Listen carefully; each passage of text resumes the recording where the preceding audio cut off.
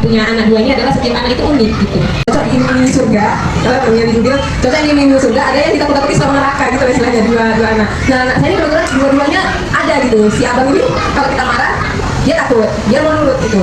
Kalau adik makin dimarahi makin nggak mau gitu. Jadi ternyata apa yang saya omongin nanti ini mungkin bisa jadi nggak cocok juga sama anak-anak ibu di rumah gitu. Kalau Al-Quran itu nggak bisa kita bilang ayo kita baca ulangi gitu, nggak bisa. Jadi karena dia nggak bisa digituin, setiap malam sebelum tidur lampu udah mati, udah tinggal anaknya udah boleh, ya Umi aja yang mengulang membaca gitu sama abangnya.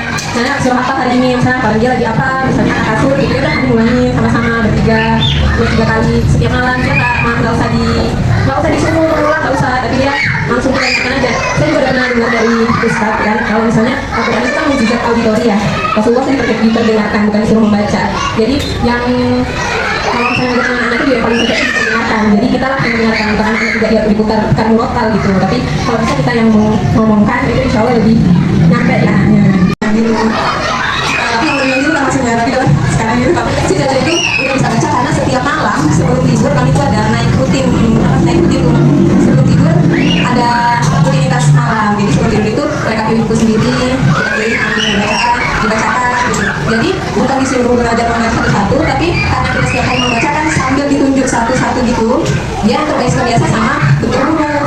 Nah jadi karena udah terbiasa sama bentuk huruf, dia bisa lebih cepat membacanya. Bentuk huruf dan bunyi. Jadi kalau misalnya kita selamat pagi, gitu, kita boleh selamat pagi, nah gitu. Jadi dia tuh udah terbiasa sama bunyi huruf, udah biasa sama membaca. Jadi waktu kita sajikan dia lebih cepat. Walaupun belum tahu semua, cuman dia jadi lebih cepat mengerti. Gitu. Setiap malam, tapi itu karena kita setiap hari, jadi anaknya udah tahu rutinitasnya, udah tahu waktunya baca buku, waktunya kita lagi tidur. Karena udah tahu rutinitasnya, dia jadi lebih gampang daripada kita 1 jam dudukkan dia itu nggak bisa. Apalagi si Cece ini dia nggak bisa 1 jam didudukkan.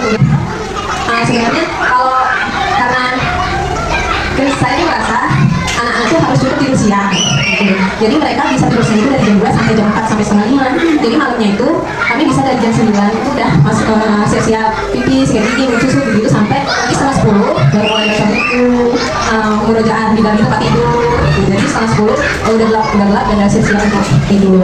Dan mereka akan short YouTube, TikTok, nggak boleh scroll sendiri.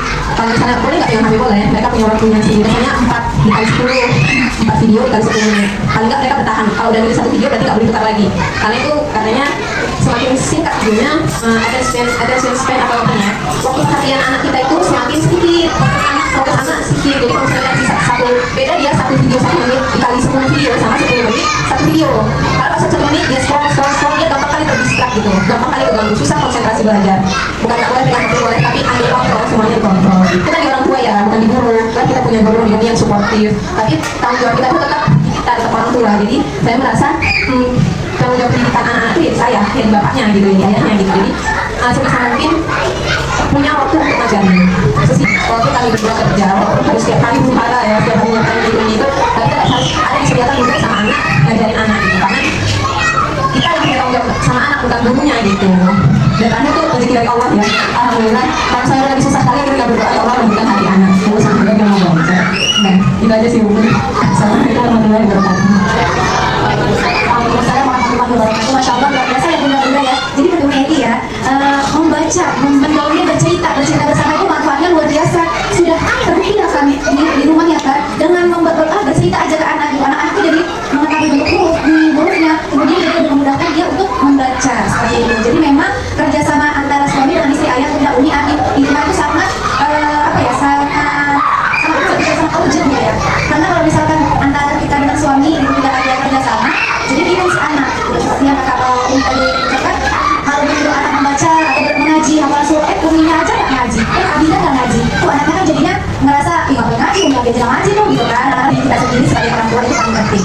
Kalau mau mengajarkan anak kita sholat di depan anak. Kalau mau mengajarkan anak kita mengaji, menghafal, itu di depan dia, dilihatnya kita mengaji seperti itu.